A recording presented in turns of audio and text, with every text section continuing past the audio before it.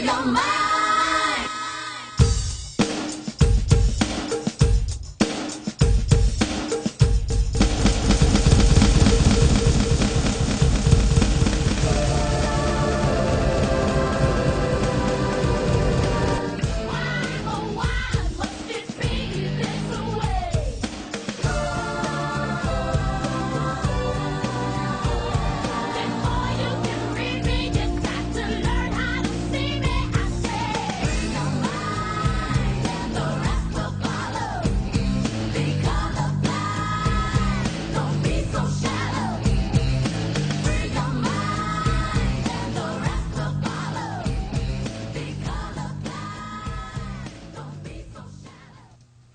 Good evening and welcome to Cult Free Radio.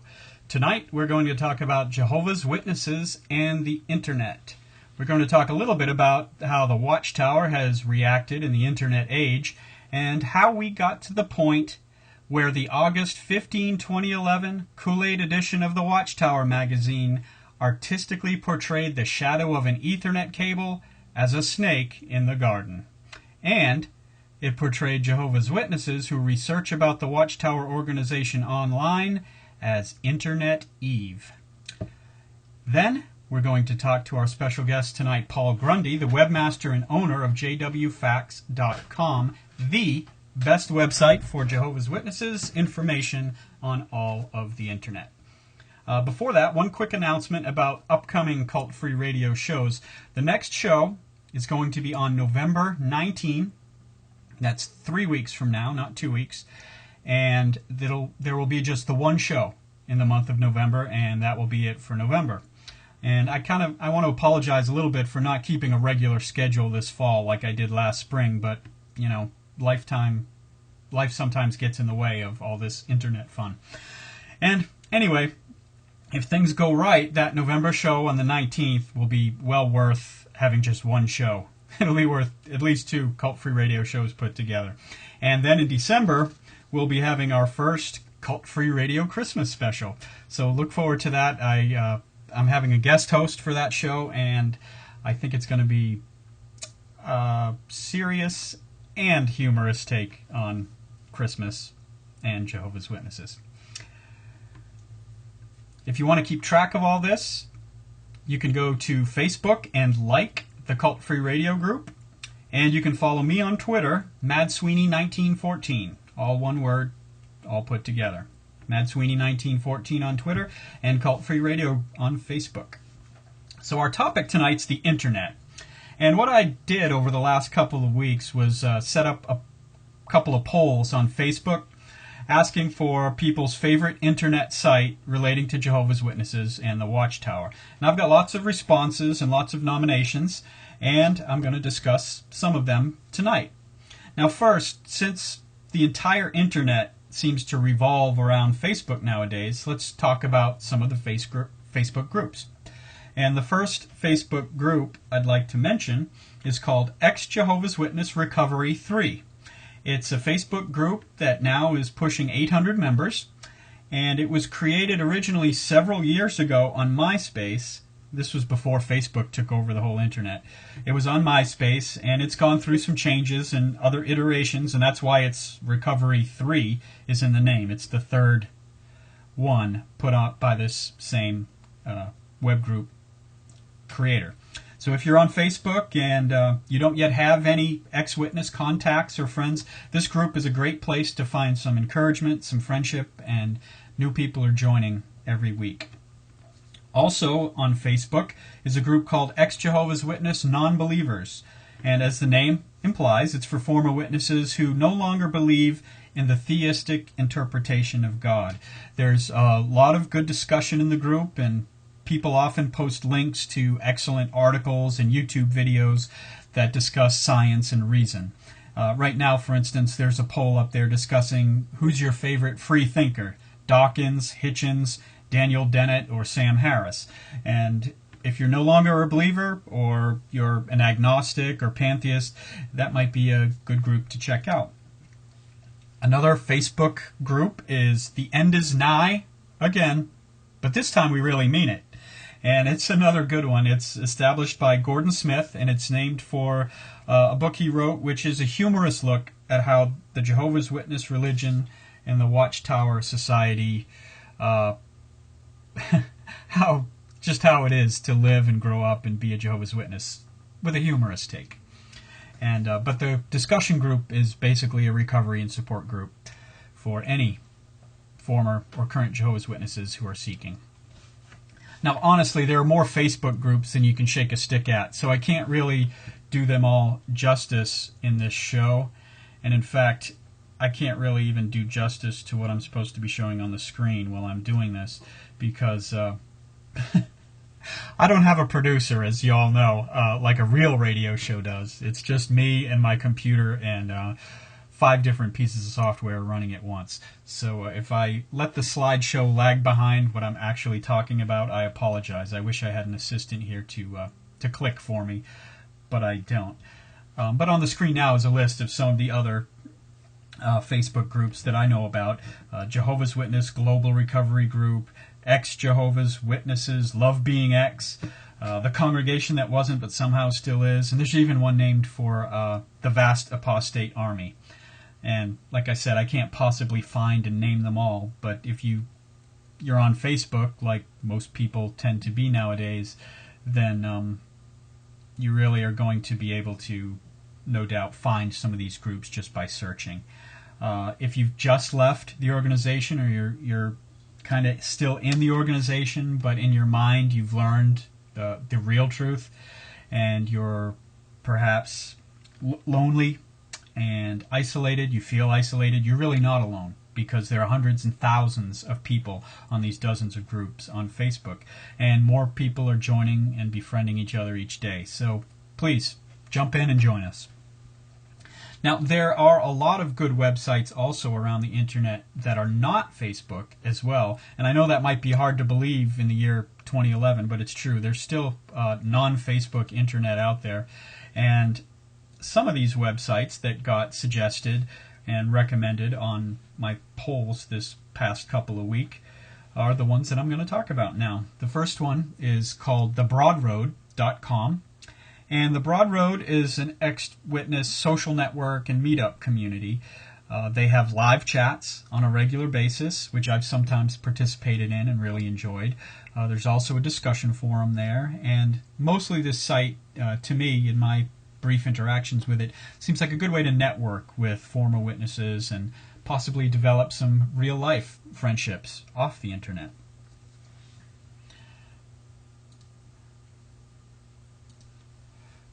Another website is very well known, at least among the group that I associate with. It's called Free Minds, and the address is there on the screen, www.freeminds.org. And the site owner, Randy Waters, was a longtime Jehovah's Witness. He served in Bethel in New York for years. And so, from that vantage point, he was able to see how the Watchtower operates at the highest levels firsthand. And he's been, since he left, for decades now, one of the foremost activists for religious freedom for Jehovah's Witnesses and former Jehovah's Witnesses. And that website has really grown tremendously, with experts and former witnesses contributing articles, some MP3s and videos covering all the things relating to the Watchtower cult experience and for obtaining freedom of mind. It's an excellent website. Now, there are also dozens of websites, or dozens of former Jehovah's Witnesses who contribute to YouTube on a regular basis. And the first one of these I'd like to mention is Ex-Gilead Missionary. Now, Gilead missionaries actually leave the truth? You bet they do. In fact, the more you know about the organization, the more likely it is that you're going to leave, because you find out that it's really not the truth. It's a loaded language misnomer. And that's why the Watchtower tries so hard to control information and screen out free thinkers from their programs. But occasionally a thinker gets in, like the ex-Gilead missionary, and he figured out that the Watchtower that they call the truth is not the truth. And his videos have almost 230,000 views. So look him up on YouTube and be another one. Another YouTuber I like to watch and listen to, and actually I've met in real life, a friend of mine.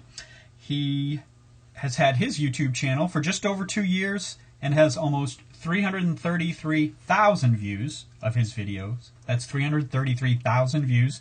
He's a prolific maker of videos who's helped many. He's working on a longer documentary right now called 100 Speak Out, which will be an interview series with 100 ex-Jehovah's Witnesses about their experiences. So check out CS the Apostate. I guess I didn't mention his name at the beginning, but it's there on the screen. So far, so good in remembering to click the video that's going with this. So CS the Apostate and 100 Speak Out. Apparently, a lot of people have already checked it out, so you can as well. Another YouTuber who has some really good stuff on his YouTube channel is Watchtower Comments. And this channel has been around since 2007 and has almost 270,000 views. And you may know this channel as the one who posted the Ray Franz tribute after his passing in 2010. There's also a website, watchtowercomments.com, that has the same videos that are also on the YouTube channel. Now, whoever runs this site and channel hasn't added anything this year, so I'm not sure what the person's personal situation is, but apparently he's not keeping up with Jehovah's Chariot organization. But the stuff that's up there is great. That's a joke, by the way, playing with the loaded language. It's a good site, and there's good videos there, so check that out. Another YouTuber is called, or calls himself, JW Fairy Tale, and I have to admit I haven't really checked out this channel in a lot of depth yet. It's fairly new, just under 5 months old, but it got some recommendations in my poll, so I wanted to put it out there. Has, in just the 5 months, 56,000 views already, so he must be doing something right. And what I found is he does a lot of parody songs of the Kingdom Melodies, and he wears Kiss-style face paint makeup, if you remember the rock band Kiss from the late 70s, early 80s. So it looks like some good stuff that may appeal to young people who are the most likely to leave the organization anyway. By the way, you may or may not have heard this, but Jehovah's Witnesses have the lowest retention rate of any religion in the United States. Could be the world, but I think the poll was the United States. Nearly 2/3 of people born into the religion are no longer members as an adult. This was discovered by a major religion study by Pew Research a couple years ago. If you Google Pew Research religion, you'll find all the data for that study. Another YouTuber is XJWS1, ex-Jehovah's Witnesses on YouTube. That's what XJWS stands for, Ex-Jehovah's Witnesses Speak. And it's the product of another friend of mine and his traveling video camera. He, when he meets other ex-Jehovah's Witnesses, he talks to them, interviews them, has informal discussions with them, and posts it on YouTube. And in just over a year, he's pushing 40,000 views of his videos. And then there is Tim Kilgore, also on YouTube. He's been making videos for YouTube since 2006, and his videos have over 280,000 views. He's created a series of videos called Tough Questions for Jehovah's Witnesses. Also, he's made a number of other videos about the Watchtower, the Bible, and Jehovah's Witnesses as well. Tim appeared on Cult Free Radio Show number 4 back in May of this past spring. So be sure and check that out. You can get the MP3s of the past Cult Free Radio shows on xjw.com, which we're going to talk about in a few minutes. Also, you can see it on my YouTube channel, Mad Sweeney 1914. No spaces, all one word. Or you can rewatch the old Cult Free Radio shows here on the Ustream channel, though the ones that are left here on Ustream are not edited, and so sometimes the sound quality is dubious. Now back to the regular internet, away from YouTube and Facebook now, is a website called Inside the Watchtower. Now this site posts articles, mostly by contributors, some by the site owner, about what it's like being a Jehovah's Witness and what goes on in the life of a follower of the Watchtower. I've contributed articles to this website myself, as have many other former Jehovah's Witnesses. Now, this site isn't just thrown together either. It's well produced. It has artwork produced by a paid professional artist, and that artist is named Mike Patrick of Patrick Illustration. He's also the one who created the caricature for Mad Sweeney that you see on the screen right now, and also all the site's logos for Inside the Watchtower. So that's www.insidethewatchtower.com. Now, the same person who owns InsideTheWatchtower.com also has the website xjehovahswitnesses.com, or www.x-jw.com. That's the one that's up on your screen right now. This website also posts articles of interest for Jehovah's Witnesses, ex-witnesses, and people with just some interest in witnesses. And mostly the articles here are written by the editor and site owner, but there are some that are contributed by others. This is the site that's well known for breaking the story on the Menlo Park Kingdom Hall scandal, and it's the site that kindly hosts MP3 archives of Cult Free Radio. So I really appreciate him allowing me to put the former shows of Cult Free Radio up there as an MP3 so people can download and carry the show around on their iPods. I've contributed a few articles to that site as well, and the owner of that site and I have developed a nice relationship. He's a real good guy. xjw.com. Don't forget the dash in there between the X and the JW. A newer site that's on the internet is developed by current active members of Jehovah's Witnesses. It's called JW Struggle. It describes its purpose this way: help, advice, and answers to questions for struggling Jehovah's Witnesses and disfellowshipped ones. Now, I've been in personal contact with one of the guys who created and contributed to the site, and there are some really positive, genuine people there that are sort of stuck in the organization trying to help people to learn the truth. And there's also some creative veins running through there. One of the site owners did a little parody song, and he gave us permission to play it. So let's give a listen. This is from JW Struggle, and the song is Blinded by New Light.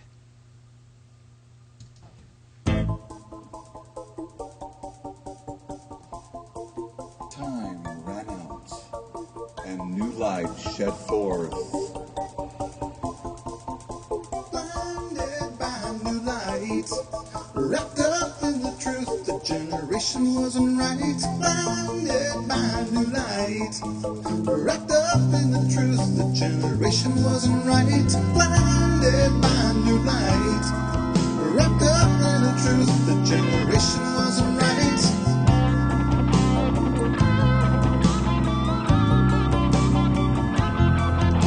The GB and the thunder is screeching, people under saying we know this and that.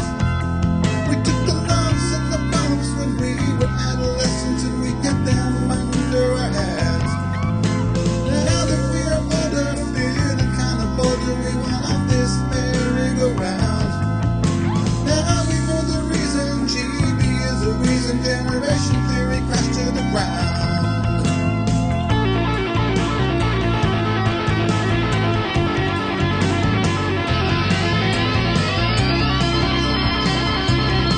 The generation crashed to the ground as we were blinded by new light.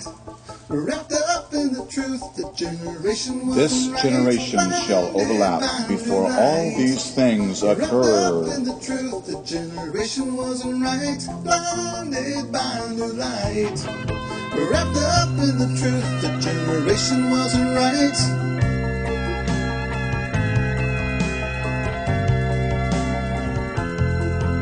So sad talking sister with the elbow, and Mr. told me she really missed me someday.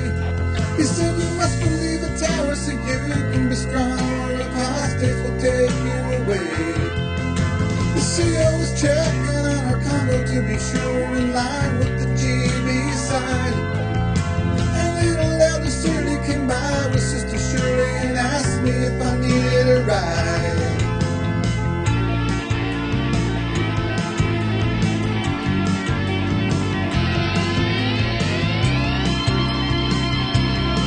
The generation crashed to the ground and we were blinded by new light.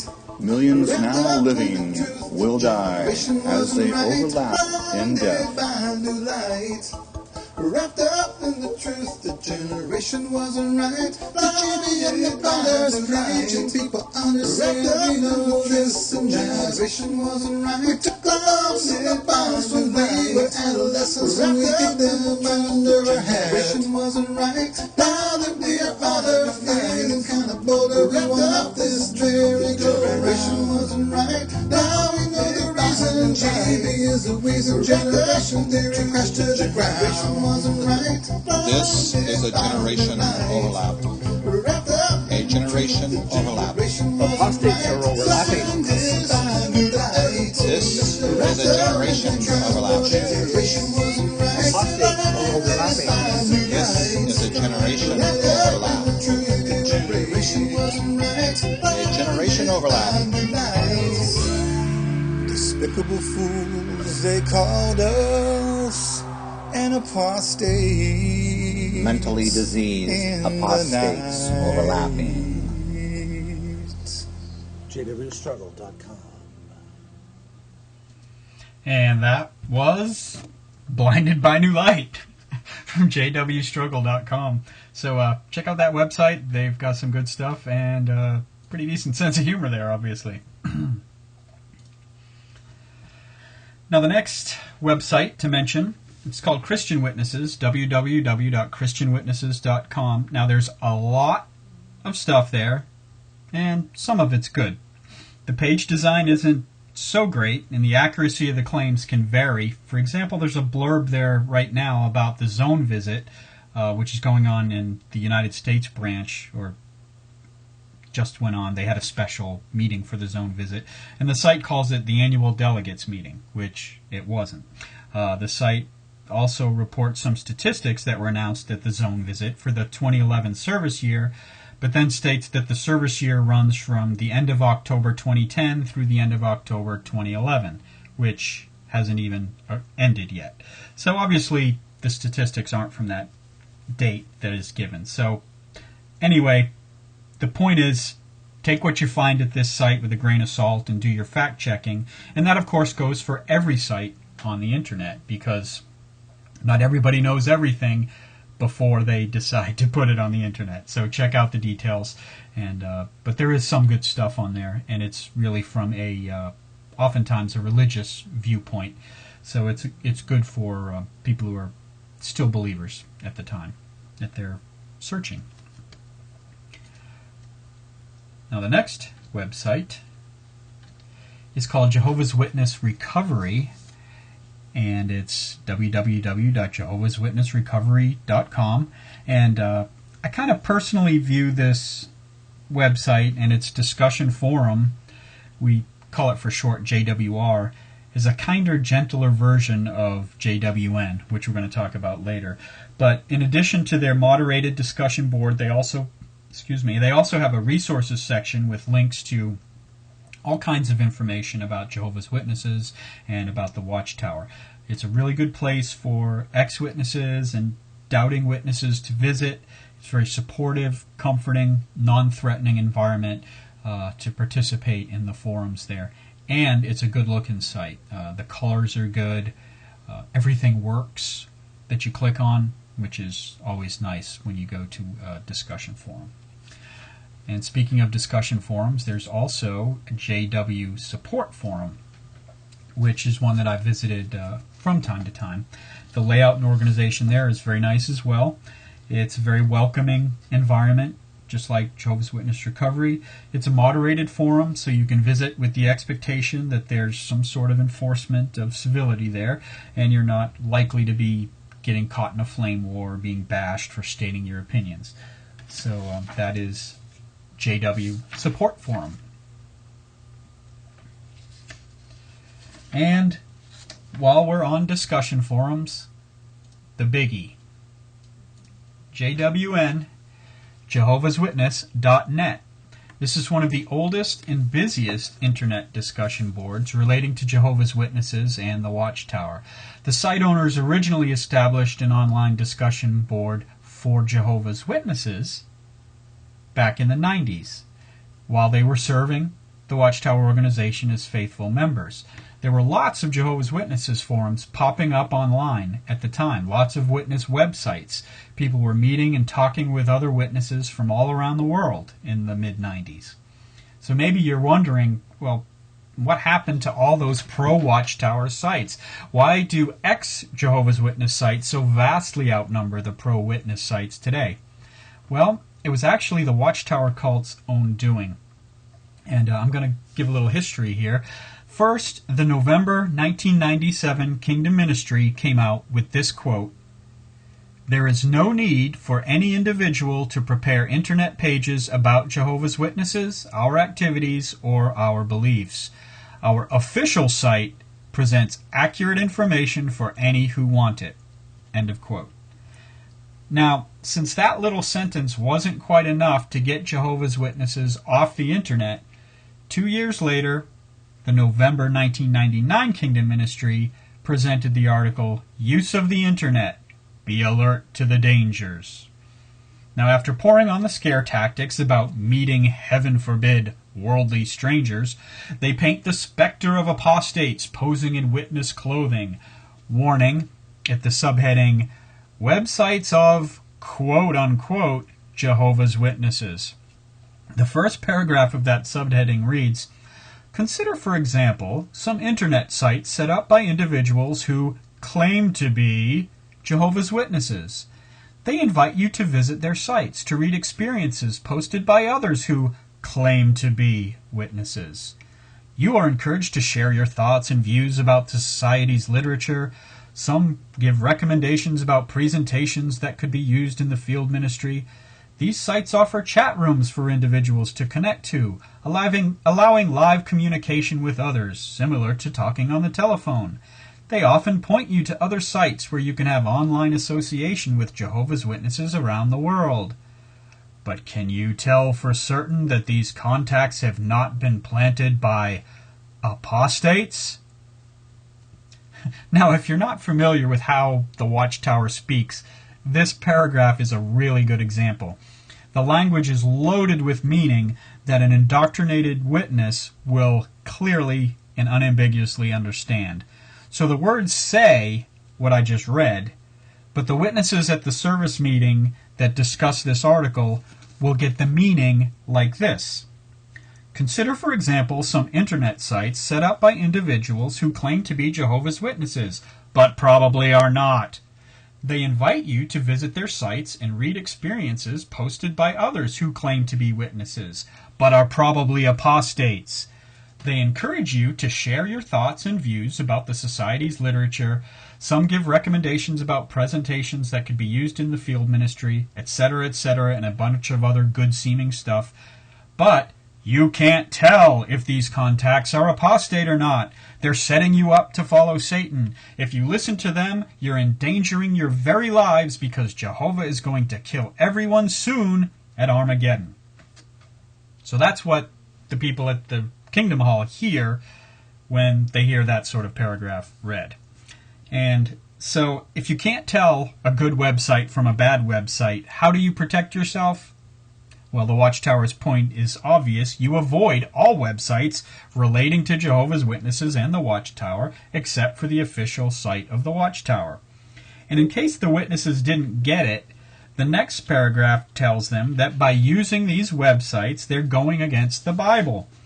Having association via the internet, it says, may not be consistent with the recommendation found at Ephesians 5:15 through 17. And then it quotes what the Apostle Paul said about keeping strict watch that how you walk is not as unwise, but as wise persons, buying out the opportune time for yourself because the days are wicked. On this account cease being unreasonable, but go on perceiving what the will of Jehovah is. And, of course, in the witness's mind, the will of Jehovah is you don't go on any websites but the official Watchtower website. The article then goes on to list all the wonderful things the Watchtower does for Jehovah's Witnesses through their literature and their meetings, hyping the faithful and discreet slave and praising themselves as God's organization as usual. Then they say, congregation members are protected by the scriptural provision for disfellowshipping those who sin unrepentantly or who promote apostate thinking. Can we expect to find these same loving arrangements when associating with others via the internet? It has become apparent that the opposite is true. Some websites are clearly vehicles for apostate propaganda. Such websites may claim otherwise, and those who sponsor a site may give a detailed explanation to affirm that they truly are Jehovah's Witnesses. They may even request information from you in order to verify that you are one of Jehovah's Witnesses.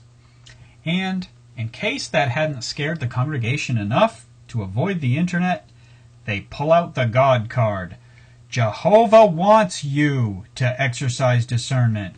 Why? Because he knows that it'll safeguard you from various dangers, it says.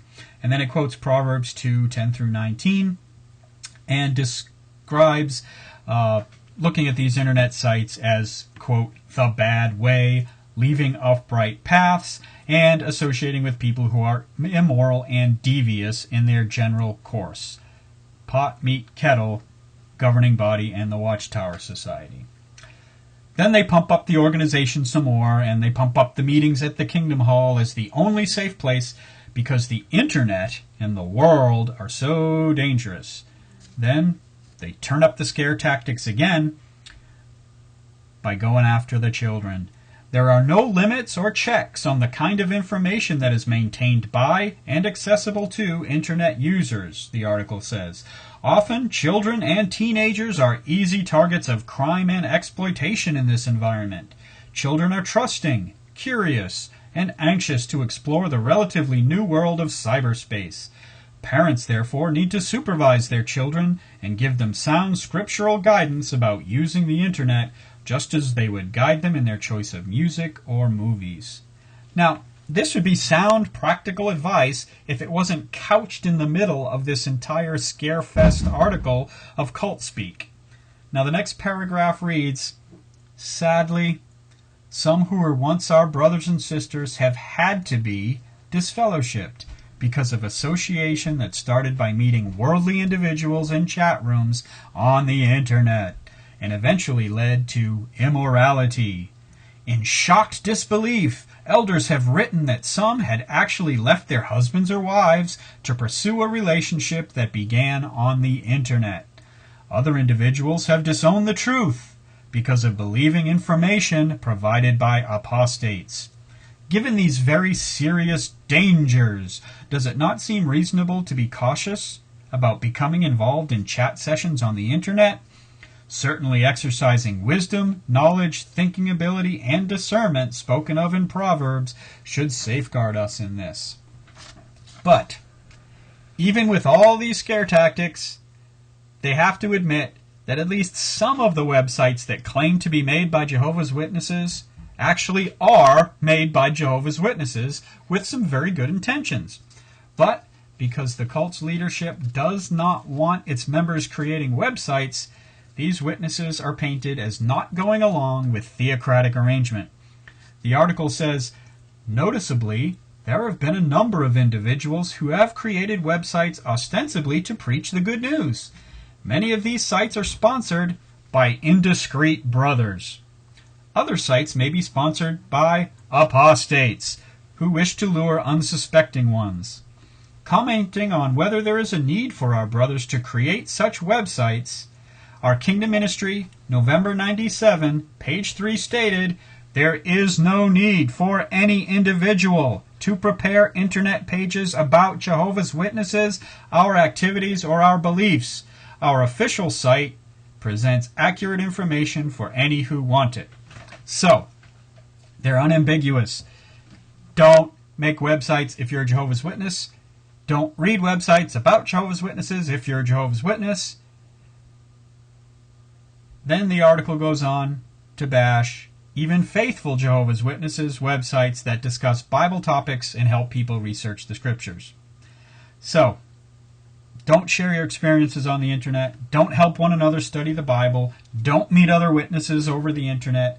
Don't do anything on the internet, but go to the official Watchtower website. Now, the Watchtower Society, the organization, has even made special announcements telling witnesses not to share recordings of talks or even songs over the internet. The March 2005 Kingdom Ministry had this announcement. A number of publishers have telephoned the branch office regarding certain recordings of Kingdom songs, sung in a popular style, that are presently being circulated among Jehovah's Witnesses. They wonder if these recordings have the organization's approval. We are aware of these recordings and would like to inform you that they do not have our approval. Please, do not circulate or download these recordings from the internet. We trust this information will clarify matters. So, don't record yourself singing Kingdom songs and share them on the internet, especially not in a popular style. And by popular style, that's a Watchtower euphemism for, having instruments like guitars and drums in your singing. They want orchestral music, and that's about it. But still don't share them, even if you do orchestral music. Only go to the Watchtower website.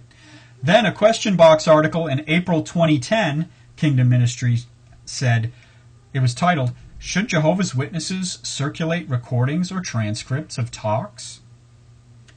And the only way to get this to you is to just read it straight out. I'm sorry for doing so much reading tonight, but you just got to hear this. We are strengthened and encouraged by Bible discourses. Therefore, it is natural to want to share such encouraging information with those who are not present. With the advent of various recording devices, a talk can be recorded and distributed to others at a moment's notice. Some have maintained a collection of recorded talks, including talks that were given many years ago, and with good motive, they lend these talks or reproduce them for friends. Others have created websites and posted talks there for anyone to download. Understandably, there's no objection if we record talks for personal use or for members of our family. In addition, elders may arrange for talks to be recorded for infirm members of the congregation who are unable to attend the meetings. However, there are good reasons for us not to circulate transcripts or recordings of talks. Oh, I just want to hear them, don't you? Here we go. Because talks are often delivered with local needs in mind. We could easily misconstrue points from a circulated recording since we would not be aware of the setting in which the talk was given. In addition, it would be difficult for us to verify who gave the talk and when, so that we can have confidence that the information presented is up to date and accurate. Yeah, as if the Bible can mean different things depending on where and when it's being read and discussed. Well, in the Watchtower, it can. It goes on, further, circulating transcripts or recordings of talks might tempt some to give or accept undue attention and honor. Now, the Watchtower is real big on not giving anyone any personal accolades or honor outside of the governing body, who basically, you cannot hear a prayer at the Kingdom Hall without thanks for the governing body. It's this ban or bashing of giving personal honor and accolades. It's actually one of the main reasons that they sometimes use for not celebrating birthdays, because you're honoring a person on a special day. Ooh, sin, sin, sin. The article goes on to talk about how the faithful and discreet slave provides spiritual food at the right measure and at the proper time. So don't you try to provide spiritual food for people by recording talks and distributing them. You can download stuff from the Watchtower site, and if you can't download it from the Watchtower site, you got no business wanting it. That's basically the gist of that article.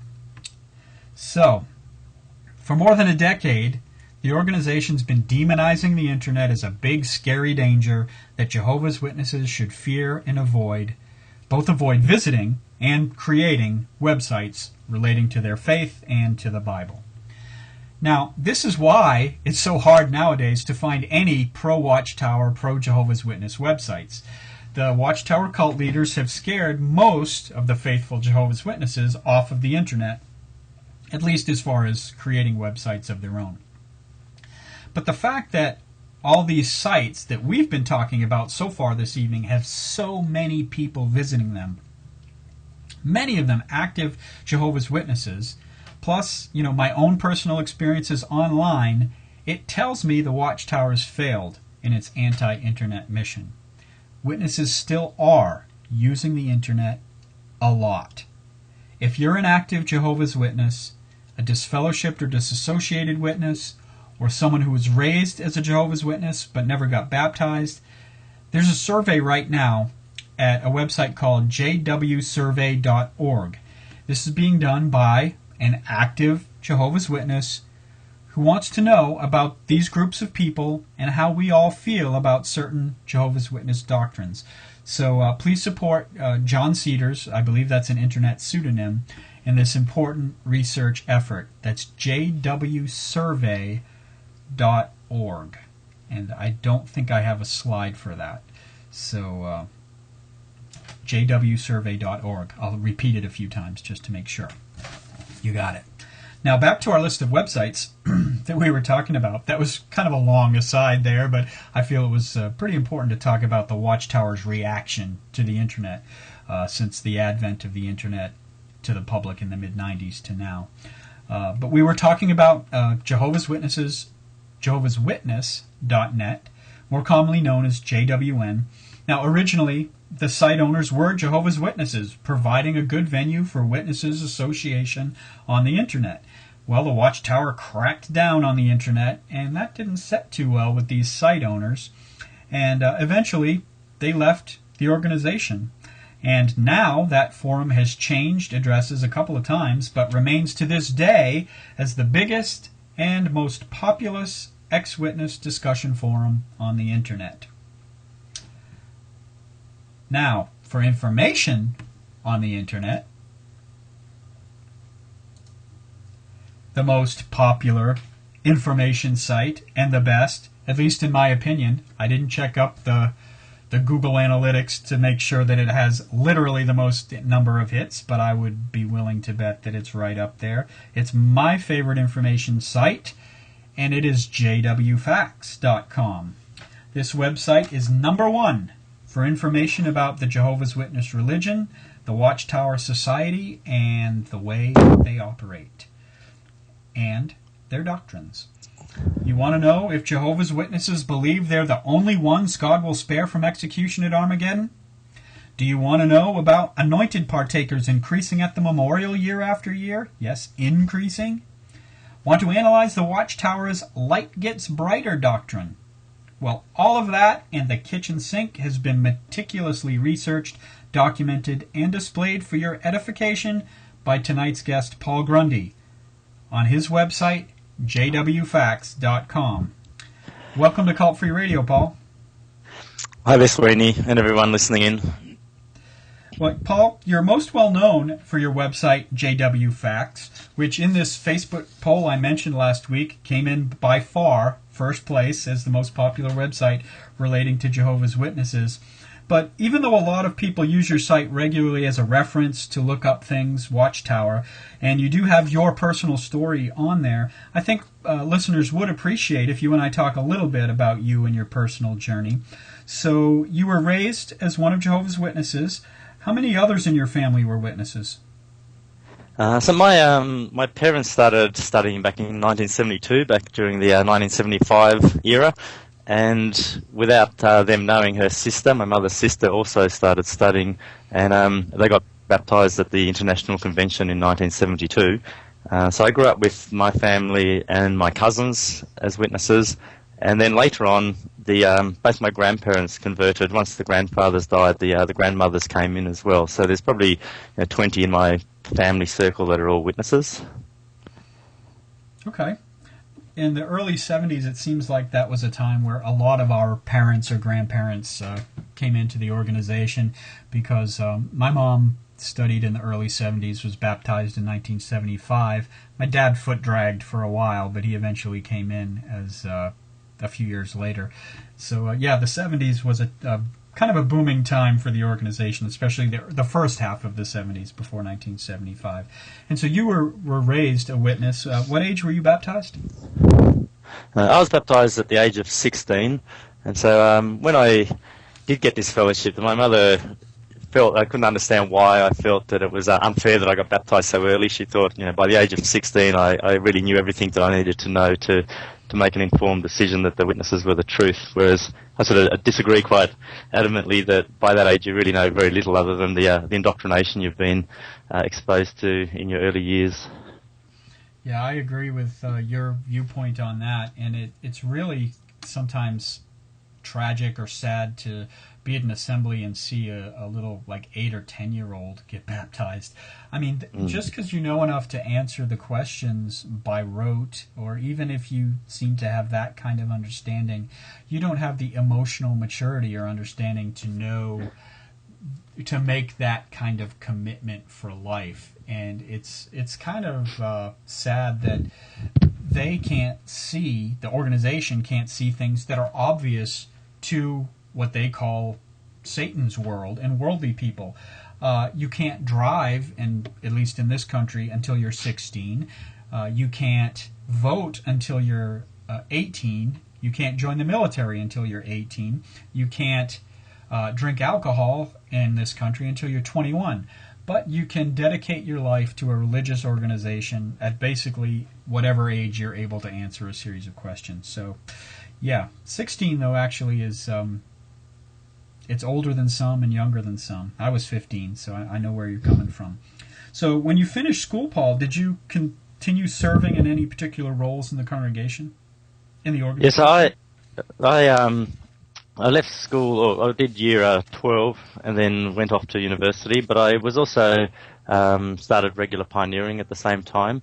At that time, going to university was extremely looked down upon, and it was considered very rebellious. But my parents were a bit open-minded in that regard and encouraged me to go. So the way we got around offending everyone was that I did regular pioneering through that period of time as well. Okay. And then you went to Bethel. And what was your job there while you were at Bethel? Yeah, so actually before I went to Bethel, I became a ministerial servant at the age of 20, and then my parents got relocated from Hobart, Tasmania, to Sydney, and then that was very close to the Bethel, so that was where I got the encouragement to go to Bethel. So I went in there at about the age of 21 and started off as the factory cleaner, so I was doing a lot of toilets for the first year, but I did get in I was always in trouble actually while I was at Bethel, so I used to go out, come back late, so they always had a bit of an issue with me not going to bed till midnight. I actually had to go and meet with the overseer about going to bed too late. And then one day I was cleaning the pool, and we had me and my mate had a radio on, and we got caught, and it's very strict that you're not allowed to listen to the radio when you're working at Bethel, so they moved me into the kitchen so that they could look after me and keep an eye on me, and eventually ended up there as the head waiter, which was quite a fun job.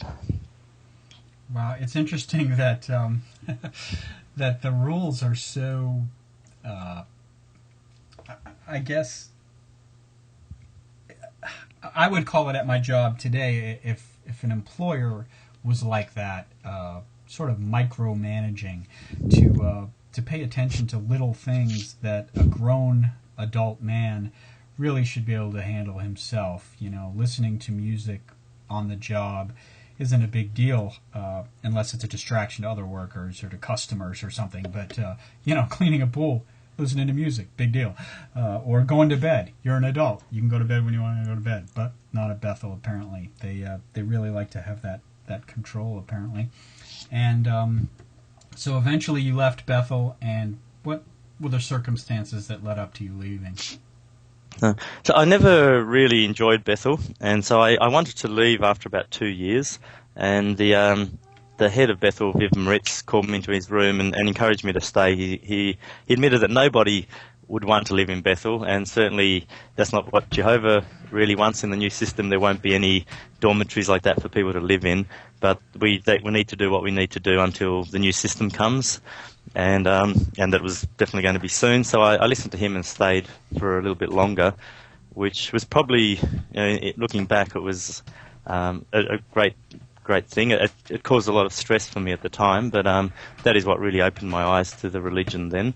And the main thing that really struck me was when one of my friends, he relocated an elder from one congregation to another congregation, and they reappointed him as an elder.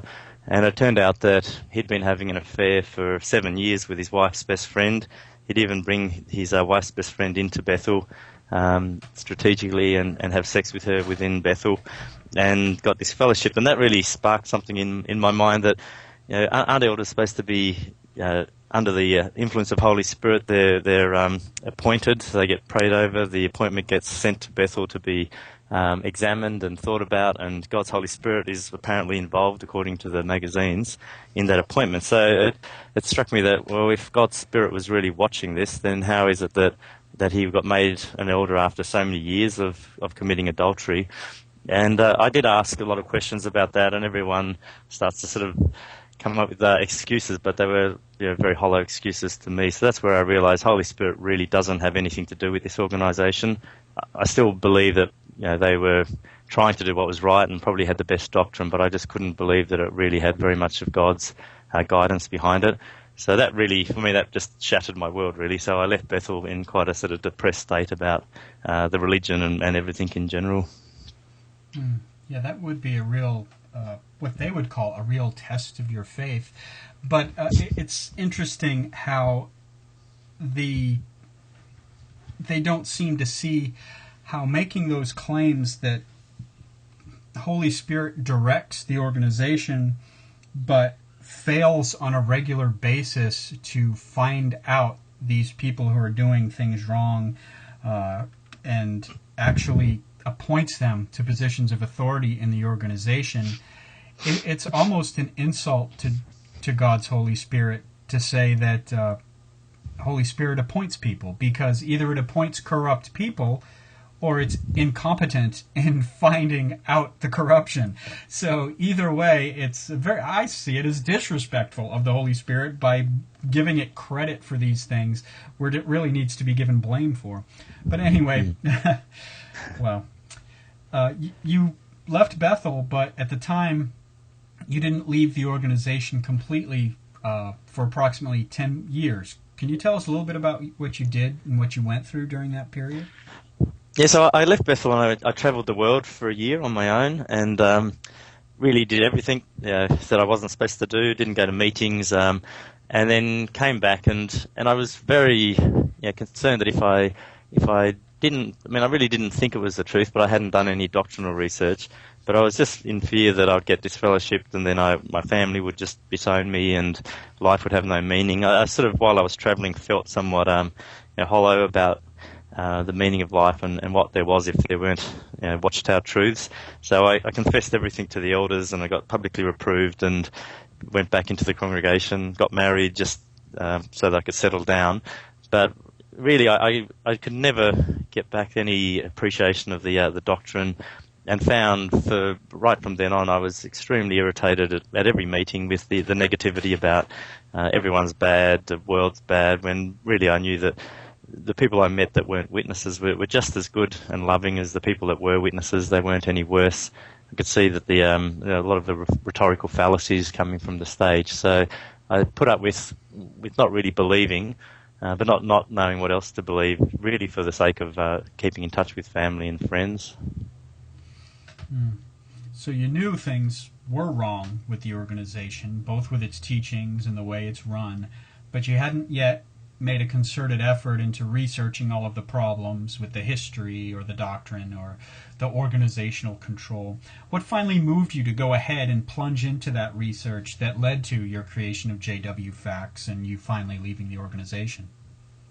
We in our Kingdom Hall, we used to have the studies in the scriptures up in the back room there, and I'm not sure what started me reading them, but I started reading through them during the meeting and found out all the stuff about the pyramids and these dates, which was quite stunning. It really showed me that the religion had changed dramatically over the years.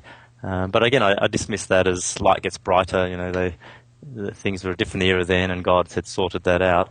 But what really struck me was there's a tsunami in 2004, and so the typical response is, "My God, the world's going to end. Here's another big earthquake."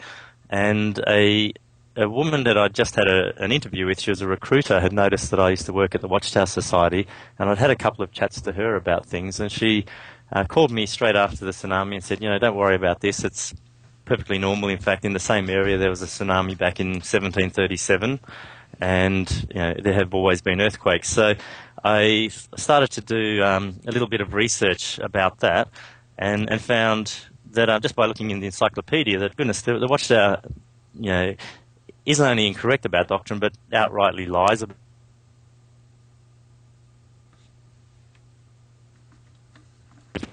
earthquakes, was extremely inaccurate, to the point of being outright lies. Like, to say that there's been 20 times more earthquakes in the last 100 years was something that anybody can find out is a complete lie. Really, there's no other way to put it. So that is what sort of really started me off thinking that this organisation isn't only doing inaccurate information or maybe misguided, but it's actually going out of its way to deceive people. And so that really is another, I guess, blow to a person's faith in the organization. When you see that corruption or sin is not dealt with appropriately and not handled right, and it becomes obvious that Holy Spirit isn't working, and now you have evidence right in front of you that the organization just completely lies to people, then it's finally like the third strike, and now they're out, to use a baseball analogy. Looking at your online bio, it doesn't seem like you wasted any time between that moment of being sure that the Watchtower is running a cult or that they're lying to people. You were sure of it, and you pretty much got right to creating jwfacts.com. It seems like, I don't know what the exact time frame was, but it looks like it was pretty quick. You weren't disassociated or disfellowshipped yet when you created the site. And a lot of people leave high control religions and just go on with their life. They move on. They don't think about the religion anymore. But then some of us do. What was it that motivated you to create JW Facts, and why do you think you were ready to help educate others so quickly after leaving the organization? I think because it was such a difficult time, I really suffered emotionally during that period. And the elders had come to me for a shepherding call, wanting to know why I wasn't going to meetings very much, and eventually not at all. And one of them had said, well, actually the ministerial servant there had said, well, what you need to do is just sit down and start from scratch and just write down what you know is to be truth. And that really struck me, because I went, well, I actually don't know anything to be truth. What I know is what I've read written in the Watchtower, but I don't really know I can trust that. So I took the reasoning book out and started at A and just went through each topic and do I really agree with this or not? So it's abortion, and abortion is like, well, I'm not sure that I agree that in every single situation abortion is going to be wrong. And each topic that I went through, it was, I'm not sure that it's always the case what they say, because the Watchtower is very black and white, whereas I could see that there was other opinions that could count. So I just worked day and night for a couple of months just researching things, and during that period I lost my job over it. I went through a pretty tough time. And then eventually, after coming up with all of this, I wrote it. I was writing it down as I went, and fighting with my parents about every single thing I found out constantly. I then eventually read Crisis of Conscience once I realised that I already didn't believe it, and found that, wow, here's a book that everything that I was learning had already been done before. So I thought, I've wasted all these years when I could have read this book 20, 30 years ago. I want to make it easier for others. I want to put all this research onto the internet where people can get to a lot more easier than having to purchase a book, and hopefully save the 10 years that I'd wasted by just being able to get there straight away and get all the information in one place. That's awesome. you mentioned about the sort of emotion and trauma that it is on a person to discover that their faith is based on lies, that the religion that we were raised in and that we called the truth actually is not. And how, for me, this doing Cult Free Radio is kind of a catharsis. It's a release of emotion to be able to express myself about this. And so I'm kind of hoping I help people, but if nobody even listened, if something was going on where we were cut off from the internet and I didn't know it, I'd still feel better for having said the things. And it sounds like you, in doing your research and writing it all down and being able to present it, though the motive is to help people, creating JW Facts seems to also have helped you as well to be able to deal with going through the trauma of leaving. But at the time that you created it in the first place, you were inactive but still not disfellowshipped. And apparently the website itself had something to do with the elders forming a judicial hearing. How did you handle that, and why did you choose to handle it the way you did? So when I released the site, I did it all anonymously, and I'd stopped going to meetings. So my goal was to just fade out. One of the rules of getting disfellowshipped is whether the person is considered a witness by the community. So I thought, if I don't go to meetings for a couple of years, eventually, they won't be able to disfellowship me. But I was also trying to get the website known, and certain witnesses that I thought might benefit, I slipped the information across to them. And one of my friend's husbands saw the website, and she didn't tell him who had written it, but he was really angry about it, and so assumed it was me, and got the elders involved. And so they ended up getting an internet specialist to come in and trace through all the domain name registrars, etc., trying to find out some sort of evidence that it belonged to me. And I didn't have my name even on there, but I did have my postal address, and they were able to tie it back to that. So I ended up in a judicial committee with 6 elders, because I appealed it, and 2 of them were circuit overseers, a couple of them from Bethel, one was this internet specialist, so it was a fairly hefty sort of meeting. But I also was able to sort of find out through that period what is the actual process, the process of appeal. I initially applied for an annulment. I didn't attend to the first meeting trying to say, well, I don't recognise you as elders, so therefore I'm not a witness, you can't disfellowship me. I appealed it and re-appealed it. So I was just testing out the system, I guess, once I realised there was no hope for me not to be disfellowshipped, just so that I could know what to recommend to other people going through the same situation. Excellent. And I notice also on JW Facts you've documented that process quite well. So anybody who's listening tonight or at any time in the future listening to the recording of this show, if you're curious to know the details of how the process works or how the appeal process goes, definitely check it out. It's on jwfacts.com. Now, looking back at going through all that and creating JW Facts and going to the judicial hearings and appealing, are you pretty happy or satisfied with the way you did things? Or if you went back in time to do it all over again, would you do things differently?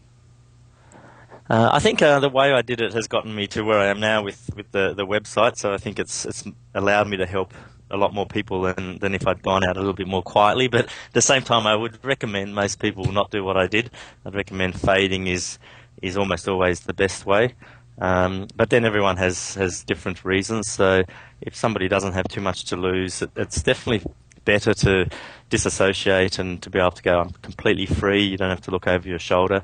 But if you are really tied in with a lot of family members, then fading can be a better way, and it also leaves some contact there for down the track when other family members may want your assistance. But and I had hoped for that myself, that my family could keep in touch. I think I was so emotional and over the top about it that I destroyed my family basically from my parents' side of things. So that I think I could have done probably a little bit better. But at least now I've been able to help others, do it in a more sensible approach.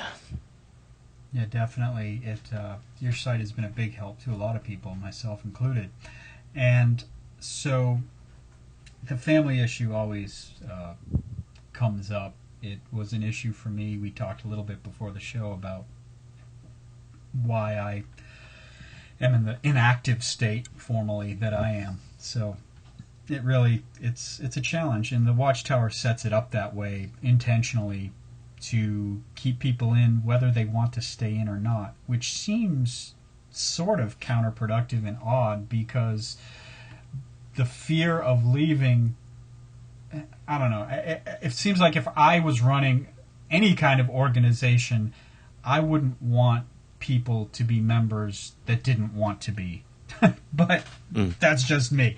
Anyway, you created JW Facts. You mentioned that as you were researching, you started with the reasoning book, which is organized in an A to Z fashion. Is that how you addressed posting up JW Facts website, A to Z, or how else did you decide which things to deal with first on the site?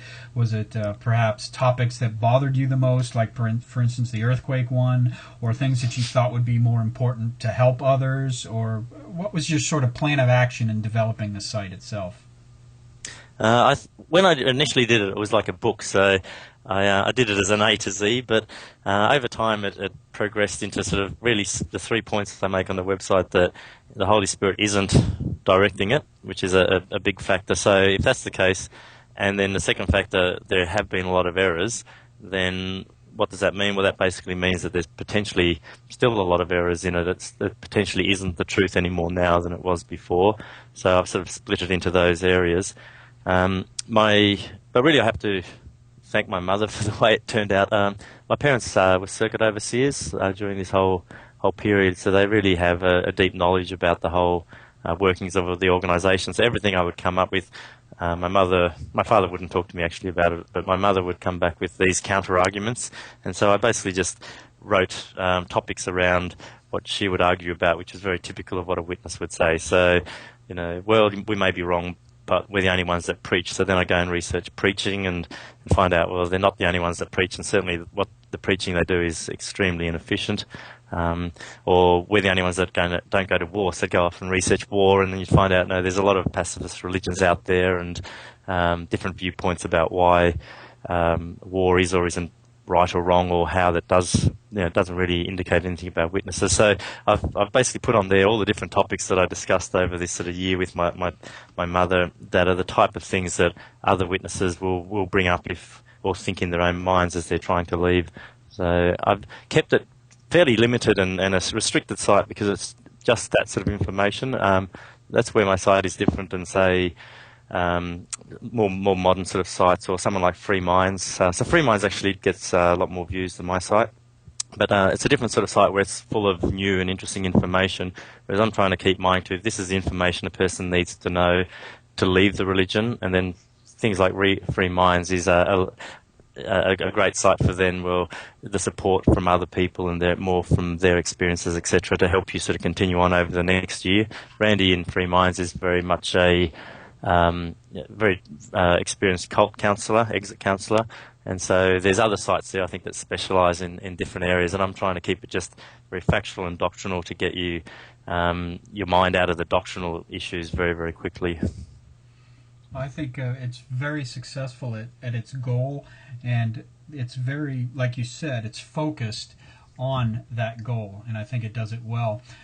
There really is something to be said for the different types of websites. When I first started researching about the organization, I was still a witness, and but the more I researched, the more websites I discovered, and I was thinking to myself, why so many different websites? Why don't all these people get together and make one site?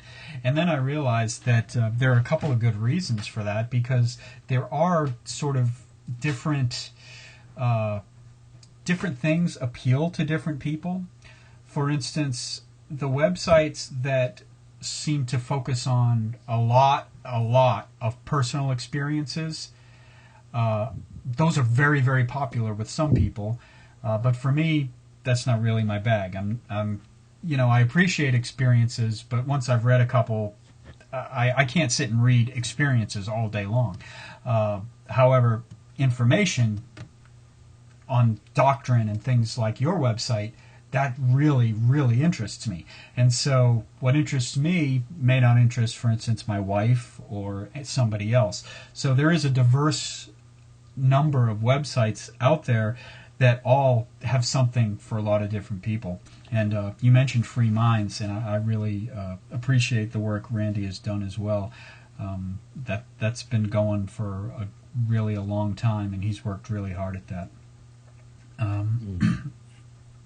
When you were making the website and the different pages on the site that address various topics, which pages, if any, did you find were particularly challenging? Maybe because the topic was difficult, or maybe because it was emotionally hard for you to deal with a certain topic. Can you tell us about some of the harder, more difficult pages to create for you? I don't think there's any particular page that was difficult. I think the whole process was difficult. I literally wrote the entire website in maybe 2 months, where it was just a massive outpouring of everything that had built up over all those years.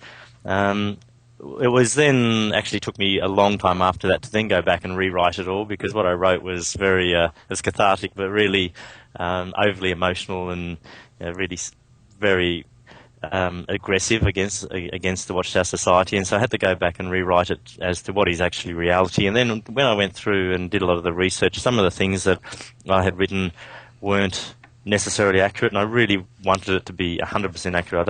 I think the Watchtower Society is so damaging in what it does that it doesn't need anyone to make any lies about it or have any conspiracy theories. Just the facts alone are enough to hold up for themselves. So it then took me a lot of time to go through and make sure that everything I'd quoted was accurate and put down proper sources. From an emotional point of view, though, I think the issue about Malawi and what was happening there, I thought that was had a huge emotional impact on me researching that. And the looking for things like Malawi, trying to back up that as being factual, that takes a lot of work. Just trying to find initial letters, correspondence between the Watchtower Society. Those things do take many, many hours and quite a long, long time for me to find all the corresponding support before I can put one of those articles up on the site. Well, we certainly, those of us who read your site, appreciate all the work you put into it, because it really is helpful to know that you've been painstaking about detail, about making sure things are accurate, and that we can trust what you've put on the site has been researched. It's not an opinion site. You read some sites are based on commentary and opinion, and that's fine, but there needs to be this sort of database and almost encyclopedia type site where people can get information that they can count on, and JW Facts really is that site. You had mentioned earlier how your mom, by using the typical normal Jehovah's Witness responses and rhetoric, was able to help you to know how to frame your responses, because you're talking to Jehovah's Witnesses or people who think like Jehovah's Witnesses and are on their way out, for instance. And so I think that was a really good point you made, that the things that your mom said to you are things that most Jehovah's Witnesses would say, because that's the way that they're trained. They're trained to think alike and speak alike and say all the same things. So in that vein, we who are on the outside trying to help people kind of have an advantage, because we know exactly where they're coming from, and they're being lied to about where we're coming from. And so they really don't have a clear view of us. So we have a chance to maybe show them something new if they're willing to hear it, which, of course, many times they're not, but there are so many who are. And that brings me to the next question. How many are there? Do you pay attention to the statistics for your site, like which pages get the most hits or most unique viewers and that sort of thing? Yeah, so Google Analytics is amazing with the amount of information it provides you. So I can see what operating systems use and what countries they come from and absolutely everything, how many minutes they spend on the site and which pages they go to. So I get... well, I remember when I started and I first started getting about 5,000 unique people coming through a month, and that was, I couldn't believe it. So if I'd sold a book, I would have been lucky to sell a few thousand. Here I was getting 5,000 different people every month, and that's just steadily grown. So now there's 25,000 people a month coming through to the website, and they collectively read about double that in the number of pages every single month. So it is quite amazing how much you can get out there very simply through the internet, and yet then this site is really just one of as you showed before, many hundreds of websites and YouTube channels and different ways that information is getting out to different people. Yeah, wow, that's an awesome number. I frankly was shocked as well, just looking at some of the YouTube pages for this, preparing for tonight's show, and seeing the number of page views being in the hundreds of thousands, and I thought to myself, wow. I haven't been doing cult-free radio for very long. I just started last spring, and I don't even have all my shows on YouTube yet. Mostly I'm still on Ustream. And it started slow, but it's picking up.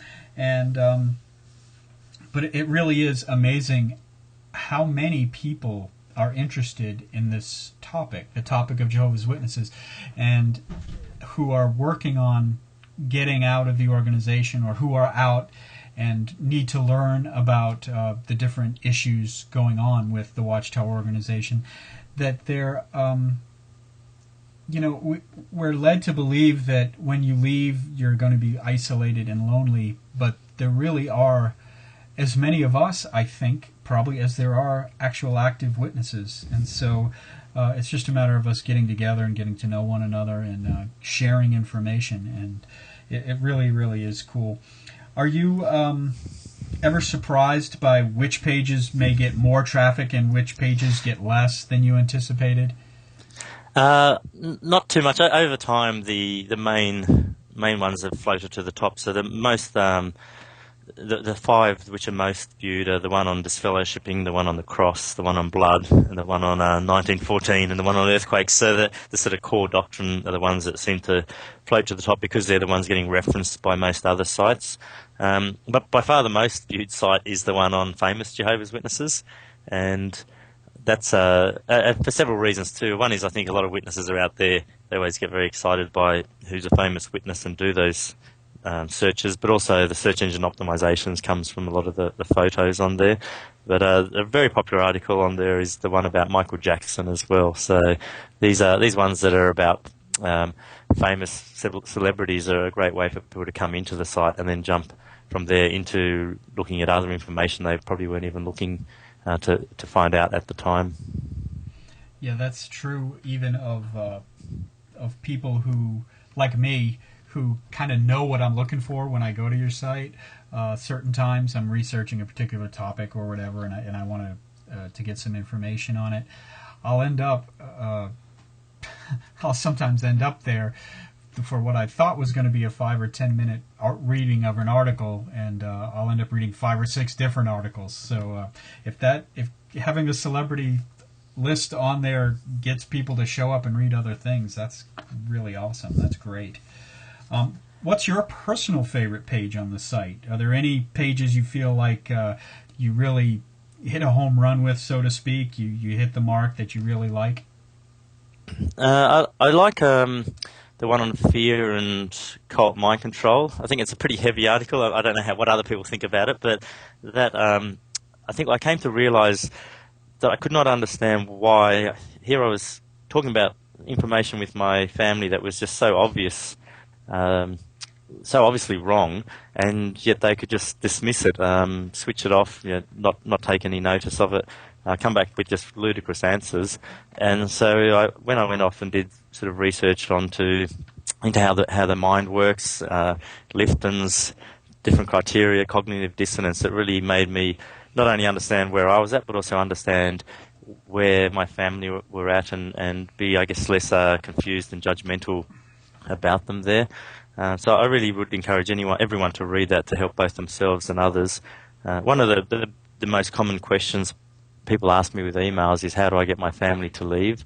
And I think they need to be realistic that it is very hard, and often, particularly with older ones, it's impossible to get them to leave. So you need to accept that they won't, but also to understand that it is the religion with the highest turnover as well. So there is a great chance, especially with the younger ones, that they will leave. Two out of three younger ones do move on. So if people can understand that page, that may have to accept that my parents will never leave, they may never even talk to me again, but also understand how to approach other people that are in a demographic that are more likely to be willing to listen and move on. That page really can help. You know, I need to tell the audience right now that Paul and I did not plan this ahead of time, but that's actually my favorite page on the site as well. I really am fascinated by the human mind and how cult mind control actually works. I mean, that's why I named the show Cult Free Radio, and the very first show I did talked about Steve Hassan's BITE model of mind control. And I've tried to take psychology classes, sociology classes, I've read as many books as I can, and you know, you can understand it intellectually, but until you have actually experienced it with your family, like you have, like I have, and like many, all the other witnesses who left the organization but have family still until you've experienced that, you really don't fully understand it, which I think is why it makes a person who wrote a book like Steve Hassan particularly insightful, because he has lived it and understands it, and we have lived it, and then now we can read about it and we get it, we understand it.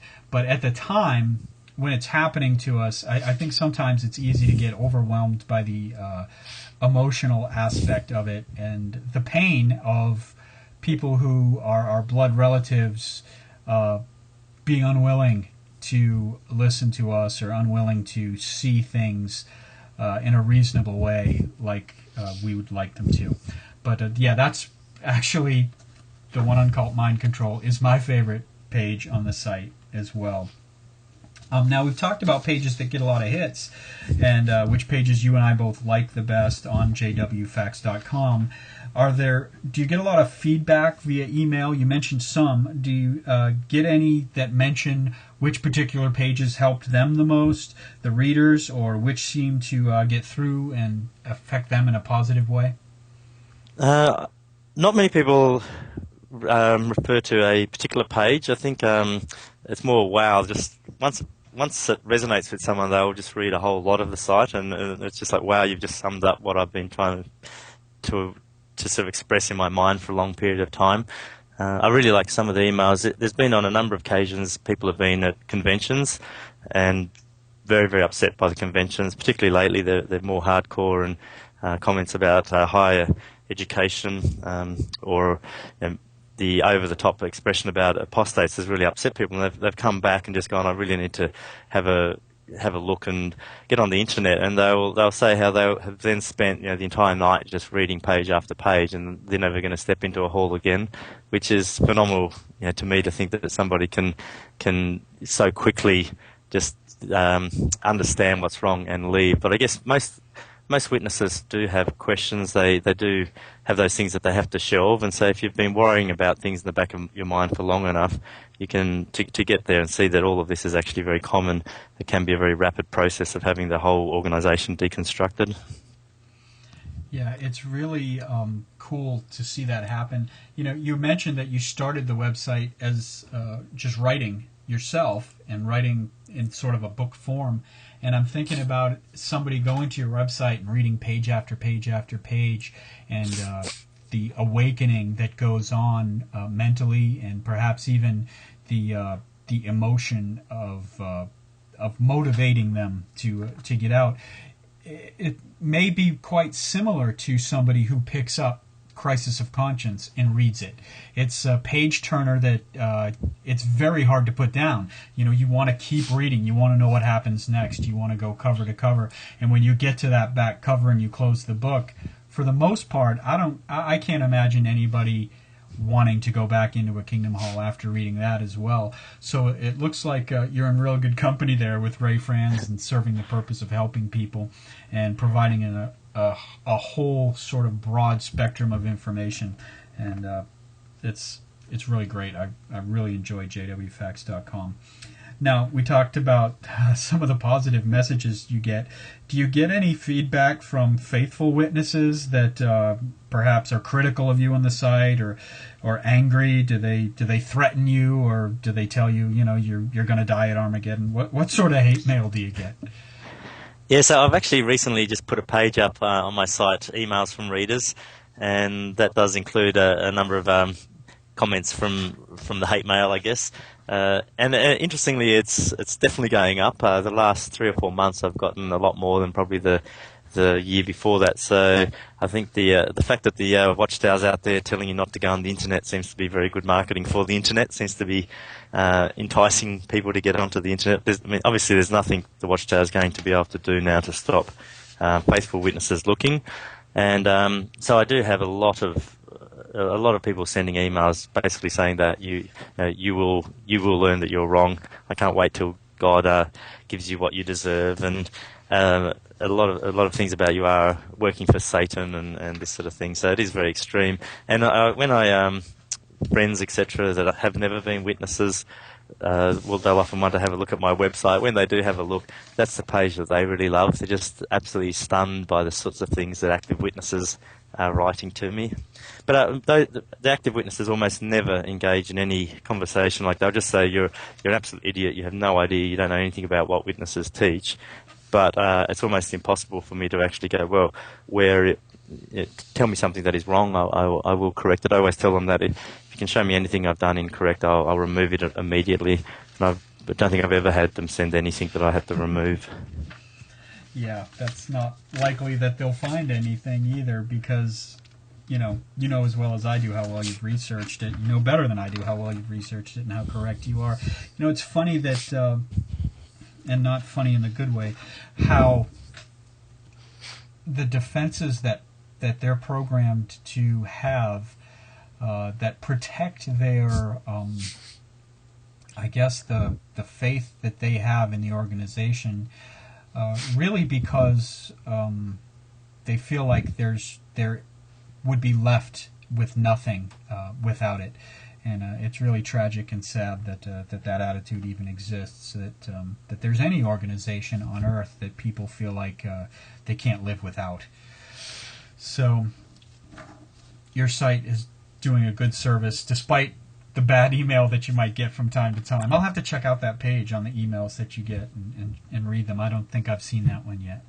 Now, earlier this year, you made your first foray into creating a video, which is on your site and also on YouTube. How did that project come about? I've been wanting to do that because a lot of younger people these days won't read information, and a lot of people aren't really interested in the history of the doctrine. They're just in there for friendships. So I thought I needed to do a video so that they could just watch it and hear the quotes read to them, so that it would get through. And hopefully, particularly for younger ones, when they can look at that and go, wow, somebody born 50 years ago was told they're never going to die, they're never going to even have to have a job because they're not going to finish school, and to see that those people now are still stuck in the religion with sort of nothing and just hoping that the end's going to come because they don't have their superannuation policies fixed up. So I think that will help them. I really would love to do a lot more videos, but it is very time consuming, and it's a little bit hard with my website being very doctrinal to make interesting videos out of it. But I think I might start doing a summary videos of each doctrinal page. It's just a matter of trying to get some interesting footage there to put into it so that it's worth people watching. And also, I was thinking of doing some podcasts as well, so that people that don't want to just read, they might sit on a train or something and just download a podcast and listen to the articles read to them, to make it a little bit easier to get the time to go through it. Yeah, I think that's a real good idea. The videos, like I said earlier, I was amazed at how many page views these YouTube videos are getting, and a lot of them are basically just, you might say, a talking head, so to speak. They're just a guy sitting there in front of his webcam, giving his thoughts on things, and thousands of people watch them. So, yeah, I think YouTube videos are very helpful. I like, personally, well, of course, I'm an old guy. I'm in my 40s like you. And so I don't mind reading the text. I actually like reading the text. But I do like listening to a podcast while I'm in the car. And I do hit up YouTube now and then. Although YouTube isn't the first place I go, like it is with the young people nowadays. I go to a text-based website before a very flashy video website. So, like you brought out, there's I think you'll cover a wider demographic by being able to do both. So you are considering more videos. Have you thought about which topic you might hit with the next video? I'd like to do one about preaching. I found it quite revealing that if you ever ask anybody, like in Australia, there's 1 in 300 people are witnesses, so you would assume that everyone must have met a witness and would know, what they teach. I've never asked a single person that was able to tell me what the good news of the kingdom is. They may know what, that witnesses die from blood transfusions or a couple of little negative things like that. They may know that they go door knocking, but they can never really be sure whether it's a Mormon or a witness that goes door knocking. So I thought that would be revealing, just to be able to interview complete strangers and say, what do you know about Jehovah's Witnesses, and just show the response, and that basically the good news of the kingdom hasn't even been preached in the developed countries, because no one actually would be able to tell you what the good news of the kingdom the witnesses preach are. And everyone I've spoken to was quite stunned to hear that witnesses believe in paradise on earth. Interesting. Very interesting. I think that would be a great video topic. On that topic, it's funny how the witnesses are convinced that scripture, that the good news will be preached in all the inhabited earth for a witness to all the nations, is basically been fulfilled, and that we're just in kind of a holding pattern now, waiting for Jehovah to tally up the tally marks or something. But like you said, for that to have been fulfilled, the nations would have to know what that good news is and have rejected it. So rejecting the magazines at the door, rejecting the offer of a home Bible study, or rejecting the Bible teach book at the door, that is not rejecting the good news of God's kingdom, because you haven't even presented that. And so they excellent. That's going to be a good video. I'll be looking for that one. How about the website itself? Are there any topics that you still are working on that you haven't created a page for yet, or that you hope to create a page for soon? I don't want to do too much more, just because I think it will become overwhelming with information. But there was two that I think are still important. One is about birthdays. That's another thing that comes up a lot in witnesses' minds. And I think most witnesses I talk to do think the whole reasoning behind not having birthdays is quite ridiculous. It's not very supported at all. So I thought that would be an article worth having. And the other one is about the global flood. I actually gave the public talk on the flood years ago, and the concept of a global flood is just so easy to pull apart from just about any type of science, any angle you look at it. A global flood was impossible, and I think it's worth putting that up there, because if the Watchtower is saying you must take that literally from the Bible, and yet it's so simple just to see that there was never a global flood, then I think that would have a big effect on people just taking what the Watchtower says as being literal. Hopefully they'll be able to go, no, that the Watchtower really does make a lot of mistakes about a lot of areas. Yeah, I don't know if you're aware of the zone visit in the United States branch that had happened earlier this month. They had a special event for the zone visit, and one of the governing body members in a talk apparently reiterated that belief that the flood of Noah's day was literal, and in a scientific bout of ignorance, he stated that the flood of Noah's day is the event that wiped out the dinosaurs. And so I'm hoping to get a copy of that talk so that I can analyze it in detail. It's amazing, like you said, how they just cannot accept the science, the truth about what's going on. And so that's where something is so easily refuted and flies in the face of doctrine. That would be a really good page. I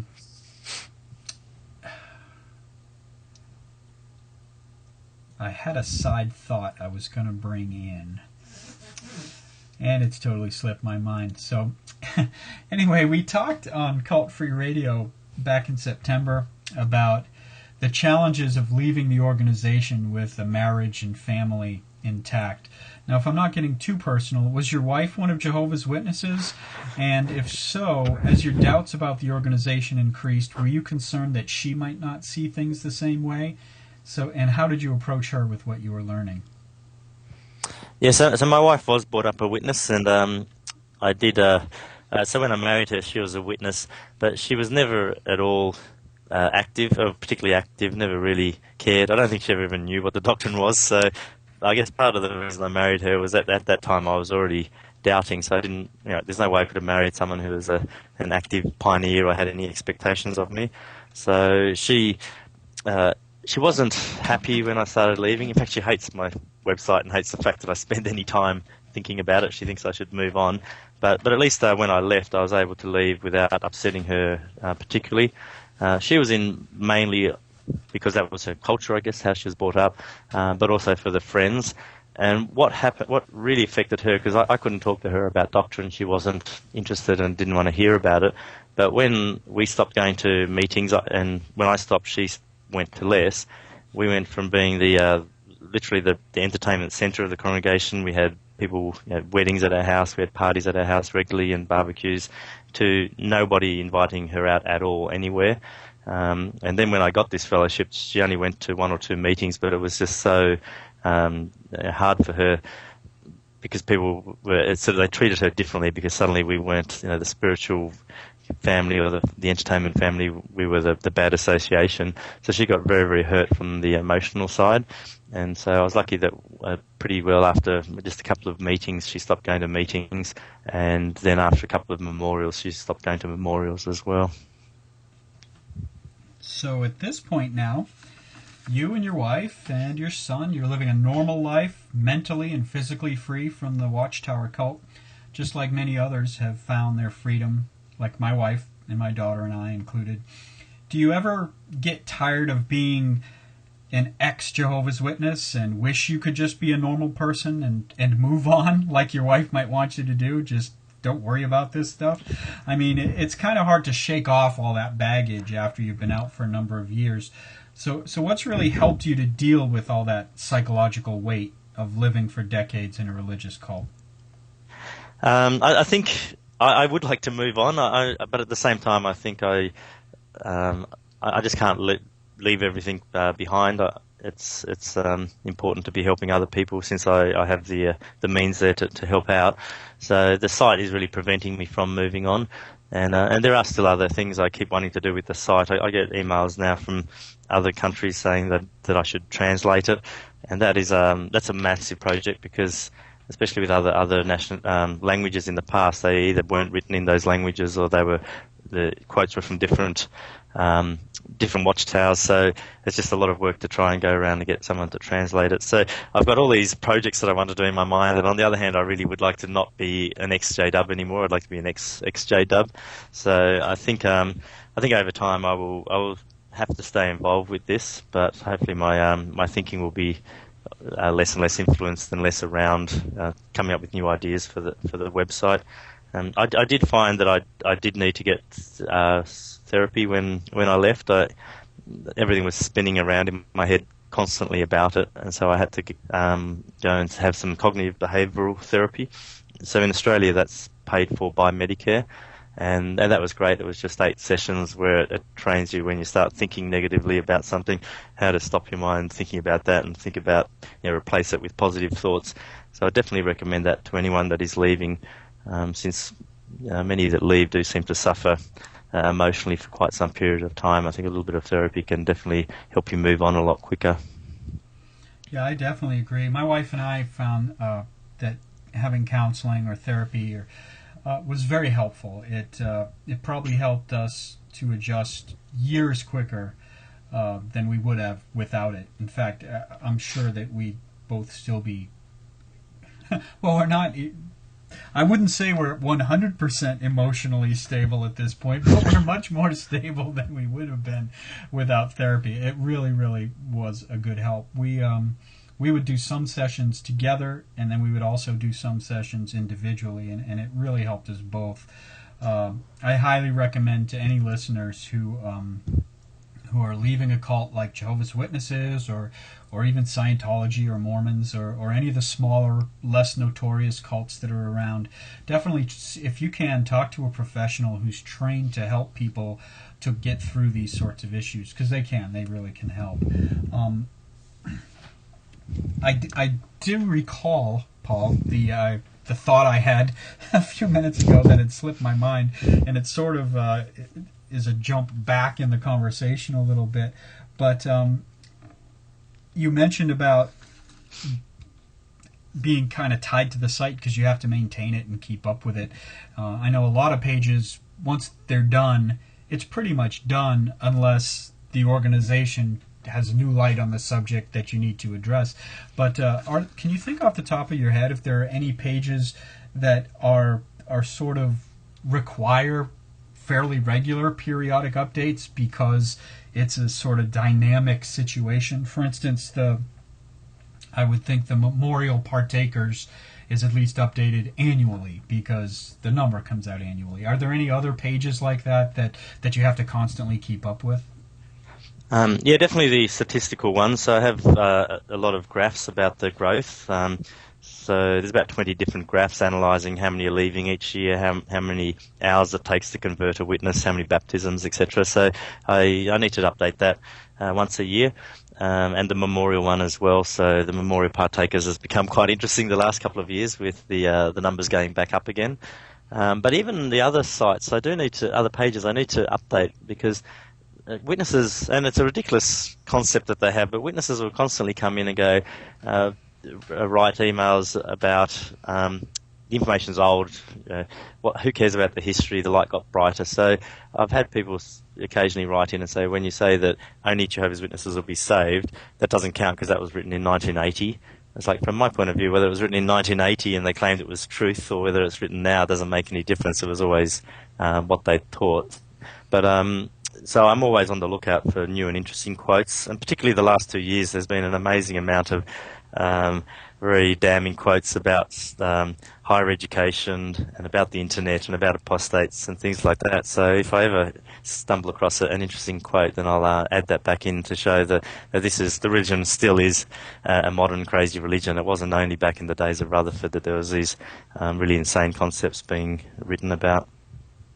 Do you tend to scan the message boards for that sort of information to see what people are talking about and if they're posting about things that they've read in the magazine?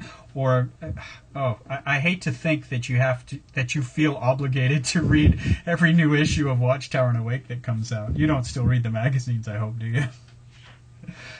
No, it just drives me mad looking at the Watchtowers. The rhetorical fallacies and the stuff it writes about is, really irritates me no end. So I do spend a lot of time on jehovahswitness.net, and so there's always somebody in there that's excited and about the new things coming out. And although there's been a lot of turnover over the years on that website, there's always a few people that are coming out and feeding that site with the new and interesting things that are happening. So I get most of the new quotes initially from there.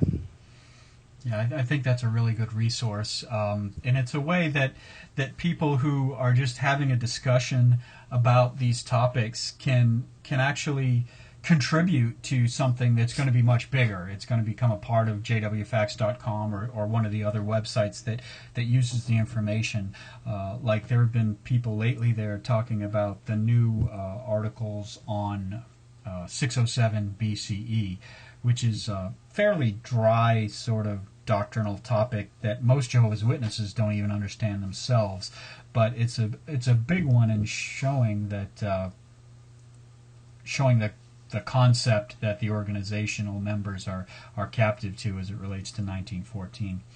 So, Paul, your website, jwfax.com, is great. It was a consensus favorite among the ex-witnesses I polled on Facebook, and you and your immediate family, your wife and son, are free from the Watchtower organization.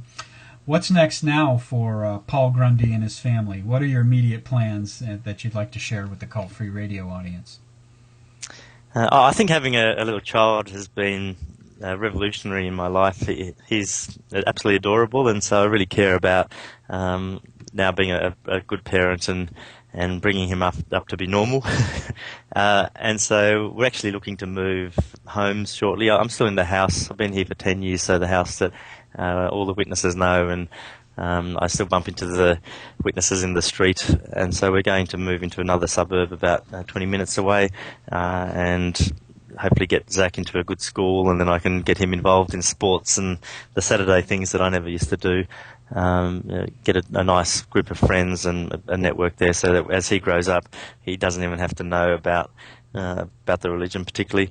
Although at the moment his grandmother babysits him a couple of days a week, and the other day he came up to me and started talking to me about Jehovah being in heaven with Jesus Christ, and I thought, wow, I'm not going to be able to shield him from the religion, but at least I'll be able to show him what other people believe and what other people do, and he can choose what makes him happy and go off and just be a normal child, hopefully.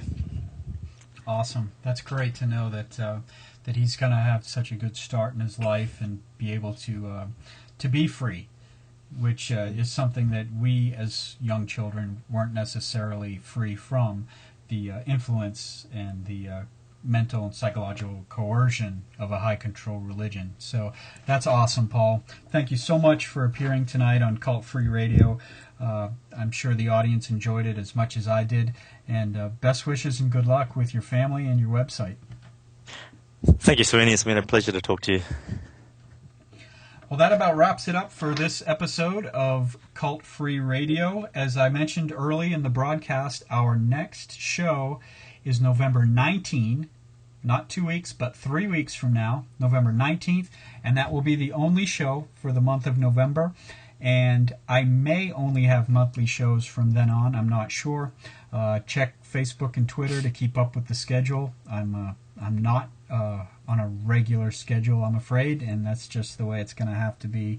And I'm sorry, but you've got Facebook. Most people tweet. And so please try to keep up with us, and I'll try to keep producing some Cult Free Radio. So we'll see you in November on the 19th, and also in December for our very first Christmas special. So thank you very much, and have a good evening.